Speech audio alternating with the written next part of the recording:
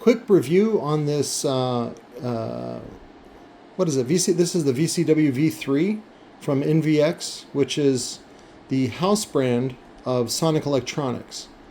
I think I did a review. One of my personal favorite versions is the V2. Very sharp, diamond cut frame. Uses the old Tarantula frame from Epsilon, which is Power Acoustic, PPI, and Soundstream. This version 3, is much easier to debadge. I love this cone. Of course, it looks very similar to the one we use. It is paper with a laminate glass fiber, meaning fiberglass, double stitched, tall foam surround. I think the gasket, was the gasket plain? Yeah, no, the gasket is badged with NVX, but you can buy a new one, either from me or from Lord Base. I'm going to go ahead and put a different carbon fiber cap or glass fiber cap on this to cover the branding. I may even cover that or try to remove it a little bit in case somebody pops it off. I don't want them to feel like they got ripped off. This woofer compares to the JL Audio 12W7. And you go, oh, no, it doesn't, Patrick. Yes, it does. So, and right now, MSRP on it, or I should say the sale price on it, typically is about $175. But I think it's worth way more than that. I think it's worth about $249 with an MSRP of about $500. So, and you got to remember that W7 right now is going, I think, for $1,300. And so if this thing does the same job for that much less, I think this would be a really great sub for home theater, high performance home theater, and of course car audio. This one I acquired for, I think, for $65. The guy just said it was used. Turns out one of the coils was dead on it. It's the dual 4 version, and so now I'm left with a single 4 ohm subwoofer, but it's got a triple stack on it. It's got a cast frame. It's got a glass fiber cone. Again, I'm going to rebadge it. It's not that people don't like this woofer. They just NVX is just kind of a generic internet brand, and so people just haven't experienced it, aren't sure if it's good or not. This is a really, really good woofer. I really like it. It's modeled after, and I wouldn't be surprised if it was a deal that they got with Epsilon, meaning that Epsilon sources it for them. The guys at Soundstream source it for them over in China, and they get a little bit of a royalty for using the frame. So again, this is Nathan of Sonic Electronics, and this is the Tarantula frame. They did it this time in just a glossy, smooth black powder coat. I kept one of the terminals. The other one I actually removed and snipped the leads off, so there's no guessing that it's bad. The boot was badged. Excuse me. Sorry, dogs. The boot was badged, but you just removed that. Not a big deal. Triple stack 20 millimeter slugs. So just like the, I think it's the old T5 from Soundstream. And they've made a couple of different versions. There's another version on it right now that uses less good looking steel. And that's because they use a boot to cover it, and it makes it look bigger and all that kind of stuff. But it's actually smaller than this version. So, but it's about the same, which is about a solid 1200 watts as a 12. There was only a paper sticker that went on here, and we just used some naphtha to get it off. If you look down in the holes, you can see that there's a Faraday ring in there. At least that's what it looks like to me. And then I know that this one uses a 3-inch coil. There's another version, I forget what it's called, but they use a 2.5-inch. Look out for that one. It's not that it's bad, it's just that it's not as a good a value as this one. This one is a really, really good value, even at $175. But the V3 is the one that just uses the paper sticker, and then so that, make sure you get in the V3 so that if you want to rebadge and create a sort of a luxury brand, this is the way to do it.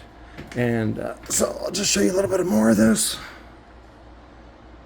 So as a 12, you're talking about Soundstream rated theirs for 1250 RMS.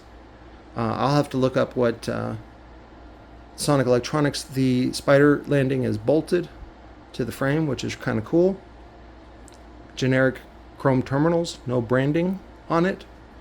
Again, it's not that, if people found out what a JL Audio W7 costs to make, you would feel ripped off. So in fact, that's one of the reasons why I started this channel, why I started Robot, was to help people stop getting ripped off.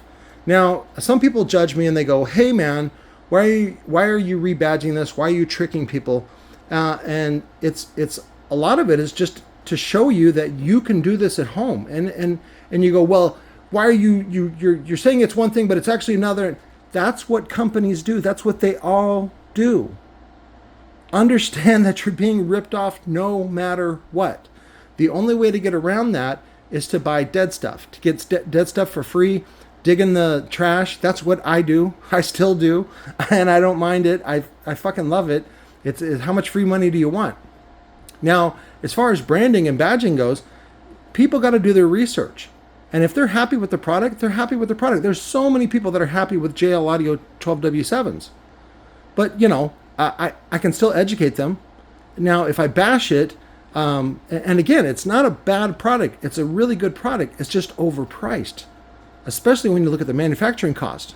And then when you look at the performance, it doesn't perform any better than this woofer. They perform the same. Same power handling. Same 3-inch platform. Okay? And about the same excursion. So even though the whine height, I think, is 60...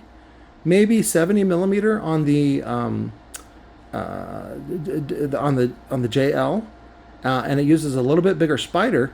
However, it's a very weak aluminum coil, and it's on a plastic former. It's reinforced fiberglass, which is Kapton, Kapton. Kapton is the brand name for that material. So this one actually has a better coil, copper coil, helps it play low. Really good roll off to about 32 hertz, which is what you should be running the JL at. It doesn't have that stupid proprietary system.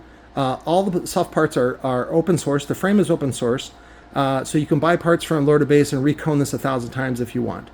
So, but I just want to let you know, this is one of the great things to look out for out in the marketplace, especially if one's dead or something like that, or used and abused.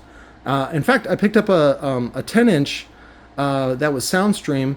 It was shifted, and the guy didn't really speak English, but I was like, I think it was only like $40, so I was like, win some, lose some, and I'll do a video on that, but I'll show you that one real quick. So again, if you're feeling upset that I'm rebadging stuff, stop being a consumer. Okay? As a consumer, you always get ripped off. Always. You think that Toyota cost that to make? Get out of here, lizard. So this is the Soundstream Tarantula. This is the, what is this, the T5? Yeah, this is the T5. Now, the T7 uses a 2.5-inch-ish coil, and it's a little bit different on the magnet. It uses a smaller, but here's that same, it's got a cracked frame too, so I really got screwed. But I love this diamond cut finish on this frame. And again, like I said, this one is I think, yeah, this one's shifted, and these are smaller slugs. These are like a 5/8 inch, not even 20 millimeter. So, but again, I only paid $40 for it, and you can't buy the steel for that. So, but that's my review on the NVX by Sonic Electronics VCW 12-inch D2 version 3. So, love you guys. Talk to you later.